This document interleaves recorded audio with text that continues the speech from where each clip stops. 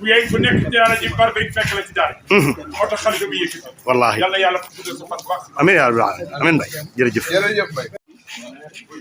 si Malick taalibe Seydi Hadji Malick yëpp kontaan nañ ci yow taxawaay bi rafet na yàlla nga fi yàgg te wér yàlla nga yàgg taxawee ci barke yonent bi sallallahu alayhi wa sallam li la sa baay bu tedd bi Serigne Babacar Sy Mouhamadoul Mansour sant yaa ngi koy taxawee ni mu rafete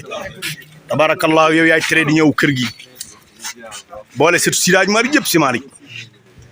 tabarakalla di jëf ci ni mu war a ci barke yonent bi Serigne bi ñu ngi lay ñaan yàlla nga am téeméer at ci barke yonent bi alxaaji ma ngi jëm ak Mame Ndokh TV jërë ngeen jëf Serigne bi Mame Ndokh TV Serigne Abdoul Aziz Al Amine daf koy ñaanoon pour mu doon télévision ngay taaw yi ma dégg tey ma bëgg nga ñaan ci Mame Ndokh TV yàlla def ko télévision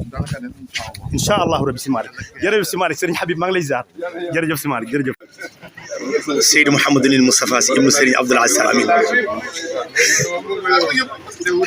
France ne ma yóbbu France wallaay barki yonent bi dégg ngeen ko sëñ Mouhamadou Moustapha Sy nee na Diop si mu wutal ma matériel ba pare mu yóbbu ma France ma def information ay waay sëriñ bi yàlla nga gudd fan Ndokh TV sa bàyyi ci ñaanoon de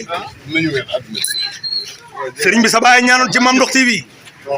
boo waxee loolu wallaay dina ma neex yóbbu ma France ba pare jëndal ma matériel sëriñ bi yàlla nga téeméer yàlla mbokk yi mi ngi noonu ñoo ngi fii ci kër Serigne Abdoul Aziz Al Amine fas yéene dugg ci biir kër gi waxtaan ak moom mbokk yi mi ngi noonu Diop see ngi noonu ànd ak Demba Diop si borom sama doon ànd ak Moustapha ñoom ñëpp a ngi noonu mbokk